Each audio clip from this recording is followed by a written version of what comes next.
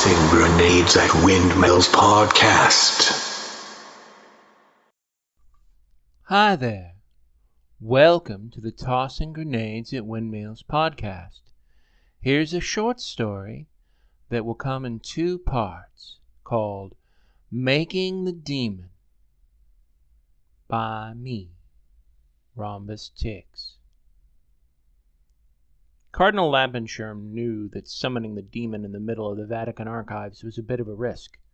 But what was the point of having access to forbidden knowledge if not used? Especially since he was looking for a career referral. "I'll be in my study for hours," he told Sister Magnolia. Of course, Cardinal. She was a bright girl, and had always done as she was told. His predecessors had all been bishops, but there were reforms these days, and this position was viewed as one that the Curia could relent on. She was a good worker, and knowledgeable about all kinds of the impossible, but he simply could not have anyone finding out what he was doing.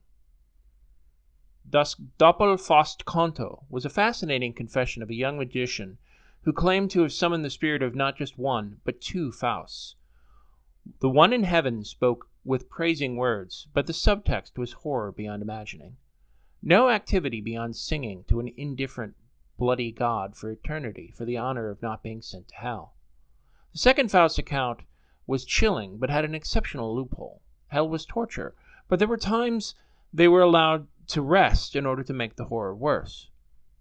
The Cardinal knew that the accounts were true from many hidden accounts of what heaven was like from other angel-guided visitors. It was considered a reward to be able to sing to God about how amazing he was and do nothing else for all eternity. "Fuck that," he muttered to himself, and looked around, hoping that no one had heard him. Of course they hadn't. He was in his own office, but still. Lampenschirm would not stand for it. He just wouldn't. He had seen firsthand what God had done and hadn't done. The books, the bones, carefully hidden, held accounts of the hidden gospels of how God sent hurricanes to punish entire cities just because it had homosexuals having sex in it. Every city had homosexuals having sex in it. He should know. He had also read the Gospel of Elroy, in which God proclaimed that he had made homosexuals and was thus responsible for their amazing fashion sense. God did not sleep. He was just kept out of the public eye by devoted followers and angels until he was just a blank blob that could be whatever you wanted him to be. His current work had been a challenge, to say the least. Dangerous as hell. The libraries had many books on magic, but most regular magic wouldn't work inside the confines of the Vatican, much less the library. Lampenschirm had considered setting up a kind of secret lab somewhere, but he lived in the Vatican, and the elaborate preparations and the ritual would have been very hard to explain in terms of coming and going. He enjoyed stark privileges, but reform was in the air, and everyone wanted to keep an eye on the behavior of those in powerful positions. It would not do to have even a hint of scandal, given what he was attempting. The book he had found that changed everything was the Libro Magister in Felix Malum, the one of the really, really, really forbidden section of the archives. In fact, if they had known how to destroy it, they would have done so. As it was, the holistically blasphemous spells were quite effective at bypassing the holy wards and well-hidden Enochian runes inset into the very architecture of the building. There was a whiff of brimstone and a flash of thunder in the distance.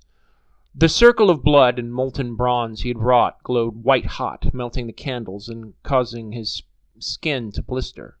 The white-hot rolls of chimes and the sounds of brass and flutes sounded like someone had swallowed an orchestra whole and vomited them into an invisible radio waves that only a spiritual ear could hear. And then there was the sound of silence in the heavens for a little bit of half an hour. Lampenschirm slowly stood up from the ritual and looked around at what he had conjured. It was a short, stubby, and ugly thing with unnaturally red skin. It was almost bright fire engine red, like a nursery. It was not what he was expecting at all. It slowly stood up, flexed its large bat-like wings with its horns curled around its head,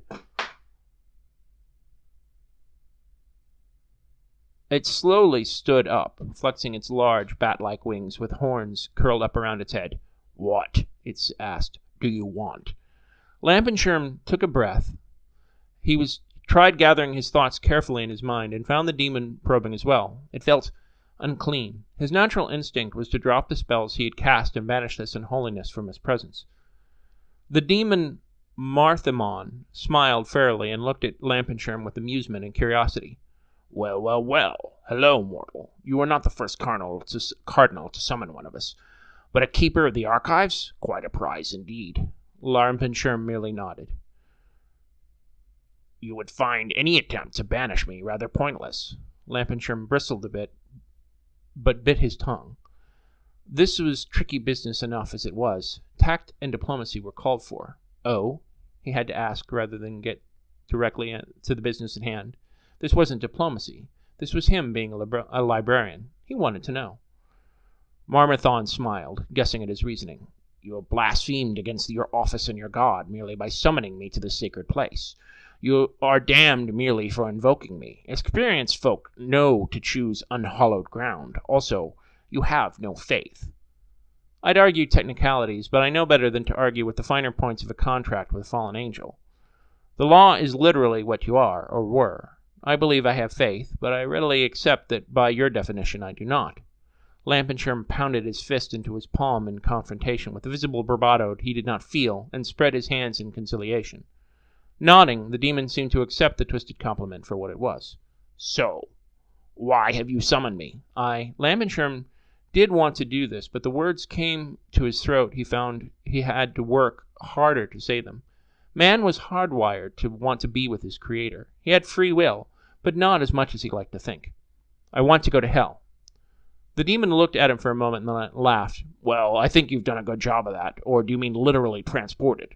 There was a light humor in the eyes of the demon for the first time. Lampenschirm shook his head. "No, that's not what I meant. I mean, I want to become a demon, an actual demon."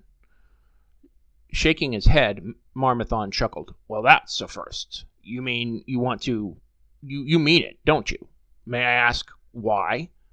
"I think heaven is worthless. I think the idea of worshipping that God for all time is disgusting, and I think hell is still hell. But if I'm to be in hell, I'd rather be a demon than a sinner." "All in hell suffer," Marmathon sneered.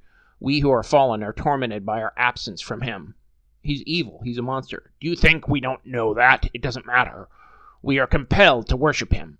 He said this last word with an inflection similar to "it." That's why apes were given free will. Your worship is more honest. But do you feel it, in the subtext, wouldn't rig the game? Hell is not a torment for souls that have been unrighteous, but the punishment of those who not sucked into singing their worship. The break you crave is indeed to make the torment worse, not better.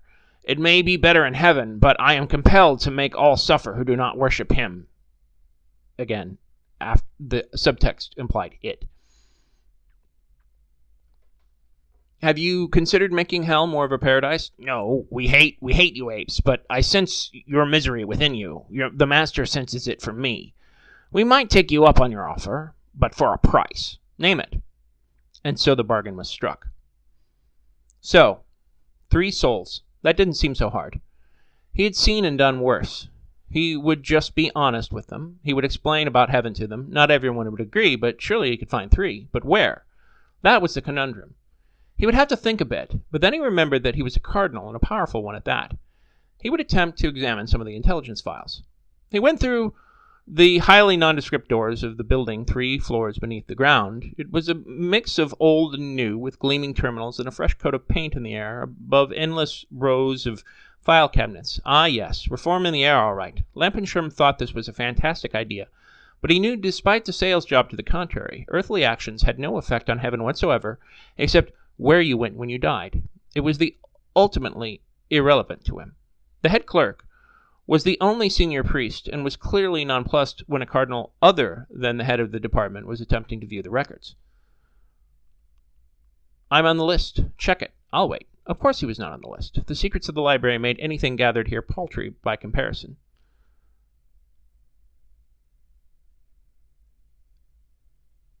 After 10 minutes, he came back both relieved and embarrassed.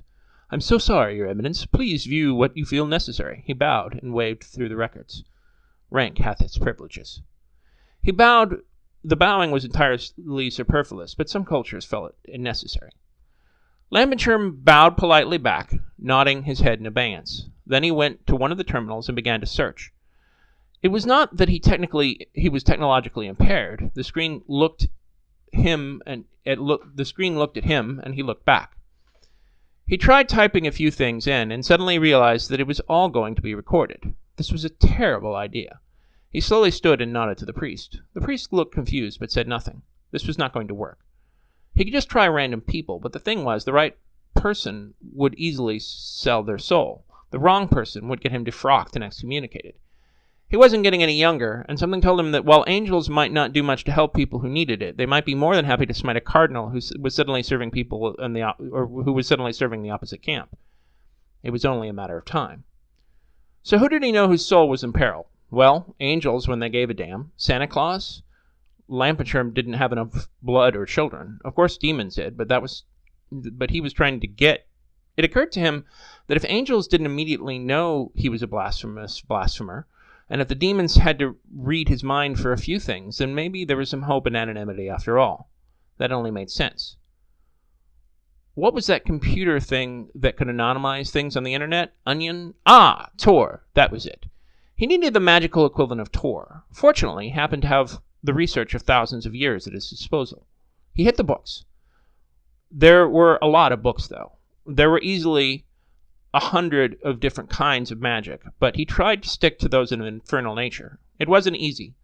For every spell he found, he had to cross-reference and check other volumes, since so much of the spiritual had so many things that people would just make up out of thin air, rather than attempt to seriously study scholastically.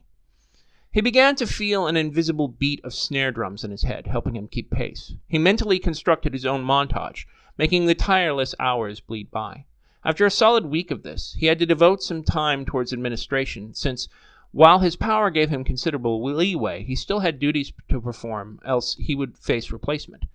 After 2 days of solid work, he was ready to approach the problem from a new perspective. He had to think of what would be the most likely to work. After all, with most spells, they were powered and given by various spiritual and mythological entities. That meant he had to find a demonic entity that was trying to get wanted souls but didn't want to let the higher-ups know about it. Normally, this kind of thing would be hard to do, but he happened to know a name. Snithers the Snot Demon appeared in a puff of snot and boogers. It was like something out of a 5-year-old child's book, but it was only 6 inches tall. Given what he knew, somehow Lampenshurm managed to feel sorry for it until he realized that he was the one who was going to have to clean up the floor. You need 3 souls. You're a hot potato, Lampenshurm. I'm not touching you. That was okay. Lampenshurm had no intention of touching Snithers. Ever. But so much for all the wasted time in concealing his identity. Then why did you come? Spell makes me. Now let me go. Snithers banged on the invisible circle on the floor, pounding it with his tiny, snotty little hand. I need 3 souls. I need 3 souls. You know it. It's the clause that keeps you from fulfilling the deal. That's the problem with you becoming a demon, according to the accounting department. It's not a good thing. Maybe. But here's the thing, Snithers. They can't watch me, really, can they? Not here. So, they won't know you helped me, or if they see that you have come, they will assume you made a deal, and if you haven't, you're screwed with nothing to show for it. Snithers wriggled his nose as little droplets fell onto the floor. Maybe, maybe not. If I become a demon, I intend to become powerful, very quickly. How many humans do you know who reach my position in the human hierarchy? Do you doubt I'll be able to do the same in the demonic hierarchy? Maybe, but Snithers' resolve sounded like it had wavered. Lampenshurm was wearing him down. Now, Snithers, humans have these annoying consciences. You can smell it on me, can't you? Snithers nodded, twisting his long nose distastefully. And even if I'm turned into a demon, my soul will still have it, so I'll feel very guilty if I stab you in the back, won't I? Snithers' eyes widened as if that had never occurred to him. Lampenshurm kept certain thoughts in his head as far down as he could. He didn't know if all demons could read minds, but they could likely sense goodness. When Snithers finally nodded and gave him a list of vulnerable souls, Lampenshurm knew he was in like Flynn, though. This has been the Tossing Grenades at Windmills podcast.